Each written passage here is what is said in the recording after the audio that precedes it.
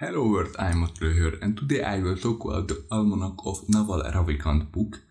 And this was a very interesting book on how to create wealth and be happy in life. And this was like a very philosophical book. So let's get started because I have got a ton of stuff written, and I think this will be a long video. So you should seek wealth, and wealth equals assets that earn while you sleep. So wealth doesn't include money or labor, because wealth is like a piece of your business.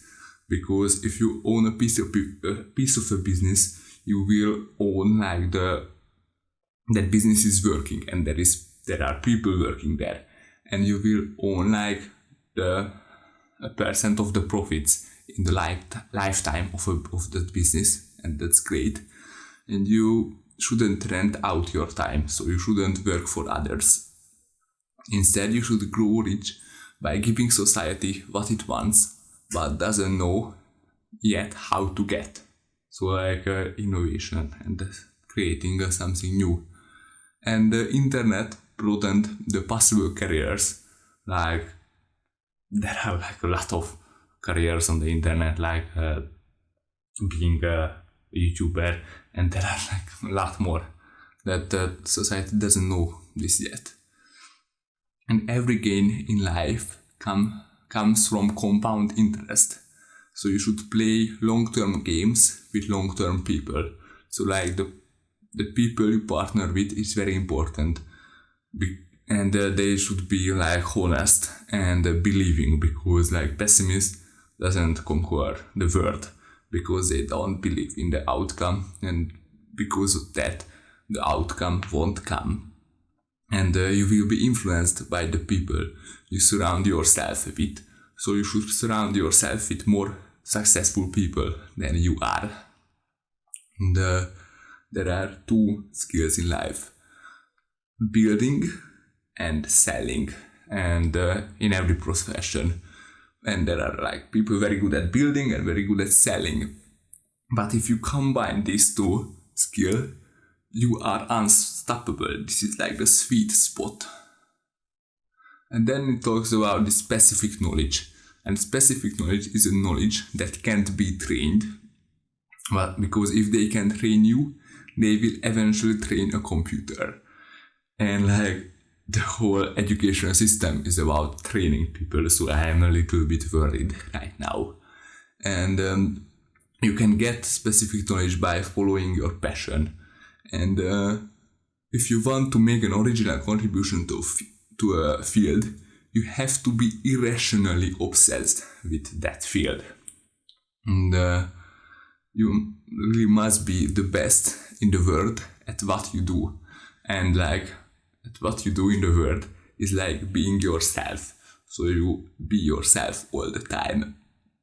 And if you want to be like dig very deep into a field, you must like, this must be your passion, and you must find a work that feels like play to you, but work to others.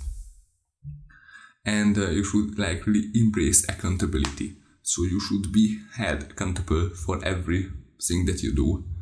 And intentions doesn't matter, actions do. So you should be very impatient with actions and patient with results. And don't chase capital and labor. So capital and labor, capital is the money, and labor is like the people working for you, because you will impress your parents with this, but it's like not really the 21st century things.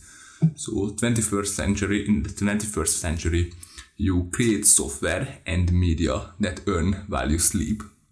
And with software, you can build leverage with a little effort, a lot of power in the world. So for example, the software engineer behind Bitcoin was able to like force the way in the world into like a entirely new way.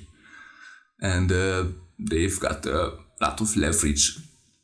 And then this says that judgment requires experience, but you can shortcut this experience by learning foundational skills like math, logic, and like reading, because with reading you will be able to like pick up on the word.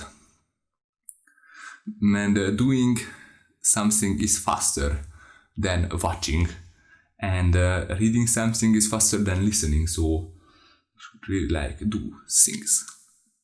And like the summary of all of this, you should productize yourself, so you should sell yourself online. And most of this was from a Twitter storm from Naval, so I will link that storm in the description. You should really read that.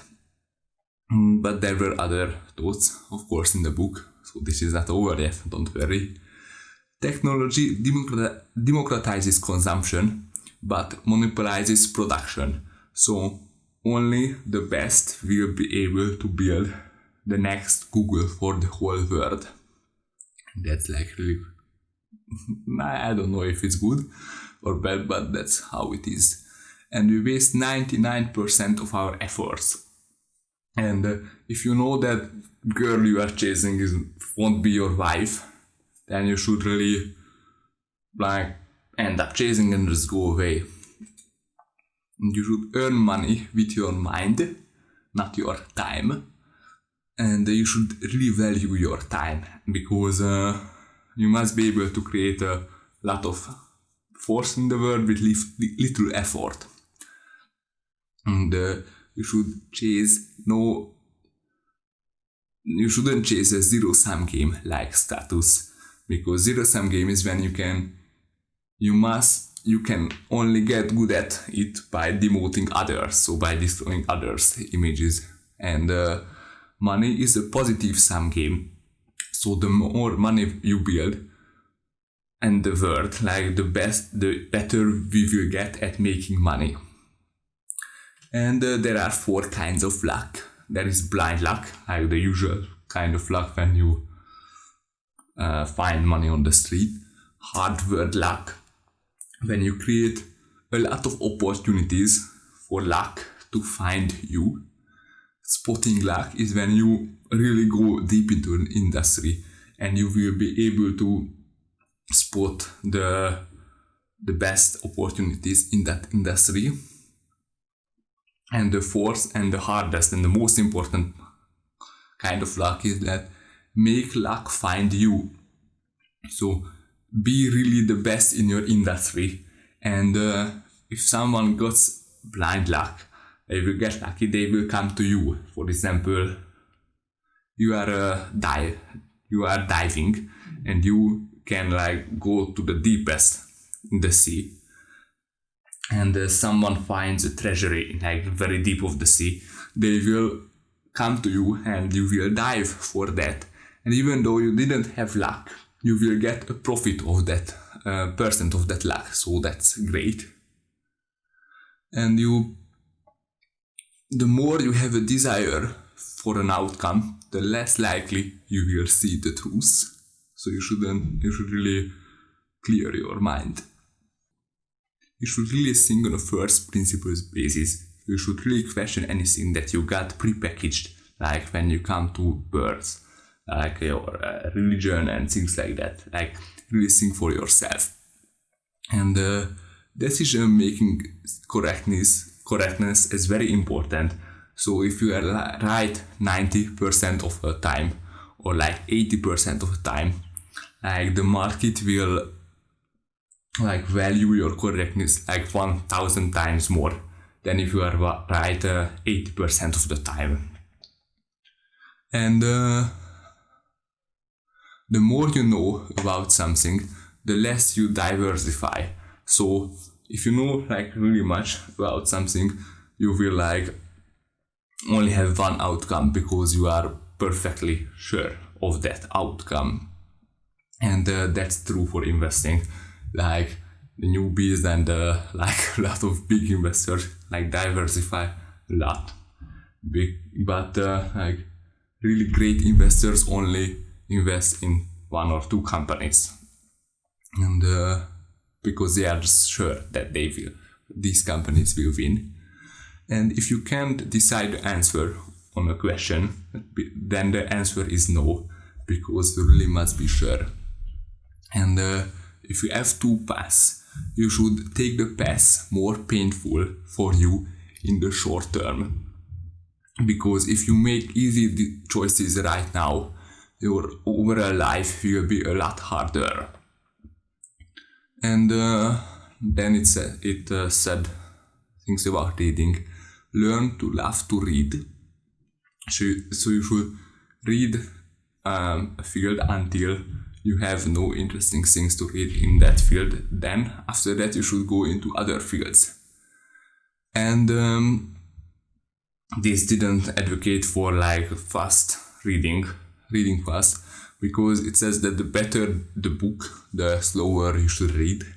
And I really don't agree with that. But then it says that I really agree with that you should make reading a daily habit. Because even if you read just 1 hour a day, you will be like at the very top of the pyramid. Because we as a species like only read for social approval. So not as a species, but like nowadays people only read for social approval. And the more you read, the more book you will leave unfinished, because you just really absorb all the information from that field, and then that book won't be interesting to you. And you should focus on the new stuff that will really form your thinking in a new way. So we are taught that you should finish a book. You can't stop it, because a book is like the sacred thing. And you shouldn't, and that's not true, of course. You shouldn't fear from any book in the library, because even though you don't understand it, because it's like very, very difficult, you should just read it and reread it and think, and until you understand and understand it. And you should really learn math and logic, because they are the foundation. And with this, you can really value a book on how good points it makes and things like that, if it's like a scam or not. And then it talked about happiness. And happiness is the most important in our life. And it is a skill as well. So it's not like a state, it's a skill that you can choose for yourself. And no external forces are affecting your emotions. You are the only one in control of your emotions. And happiness is when you remove the sense that something is missing from your life. And you grew up with the idea that you are fixed and the world is malleable, but shapeable, but that's not true. The world is largely fixed, and you are malleable, and you can control yourself, and you can build yourself, and that's the ultimate superpower. And find peace by cultivating indifference to things outside of your control. So you shouldn't really care about the outcome.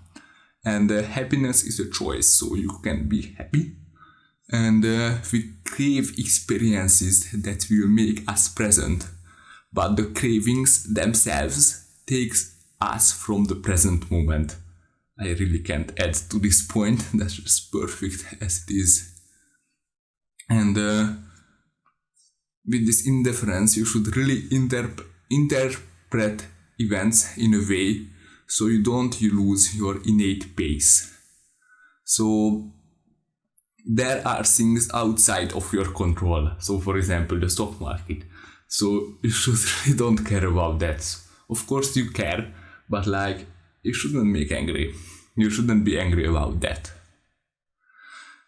And there is nothing in the world that will make you happy and fulfilled forever. So money won't do that. That's a very important point. And with desire, it's like a contract with yourself, that you make yourself unhappy until you get what you want. And so it's also a choice that, or a contract that you make with yourself. And happiness is being satisfied with what you have already.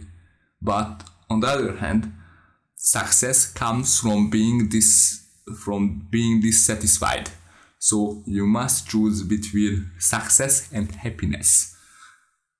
That's mind-boggling, in my opinion. And the enemy of peace is expectations from society and other people that you don't have expectations when you come into life. Others will set expectations for yourself, and then you will set these expectations as your own. So you should really destroy these other expectations. And don't take life too seriously. It will end, because this is like inevitable. And then it told us about like morning exercises.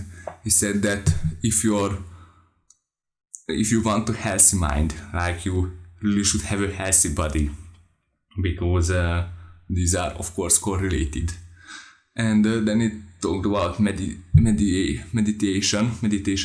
because meditation clears your mind from distraction, because like we have a lot of information available for us all around the world on the internet, and with meditation you can clear your mind from these distractions.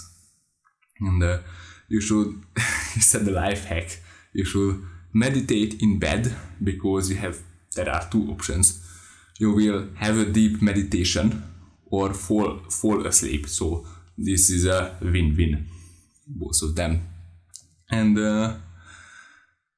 learn persuasion, because persuasion is a really important skill to convince others that you are right. And the hardest thing in life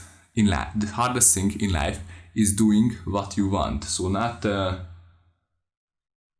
hardest thing in life is not doing what you want. The hardest thing in life is knowing what you want to do. So you should really figure that out. And last, you should live by your values. So if you lie to others, you first lie to yourself. And that's like very true. So this was like a very interesting book, like only 200 pages. It's available for free, so you should absolutely read it. It's available for free. To download it, you should really just search the title of this book. And when I first learned about this guy, this novel, I was very fascinated. But then I looked at his net worth, and it's only $60 million. So that's not a lot. But as I read this book, I am convinced that he is a very successful person. He achieved everything he wanted from life, and I think he could be more rich if he wanted to, but he doesn't really care about the money, in my opinion, because he has 1 million Twitter followers. So he could really capitalize on that and make money out of that community if he wanted to. But money is not that important for him, in my opinion. So that's great. And so very interesting book. I have a Twitter account and a podcast, so you should listen to those. And that's it for today. Bye bye.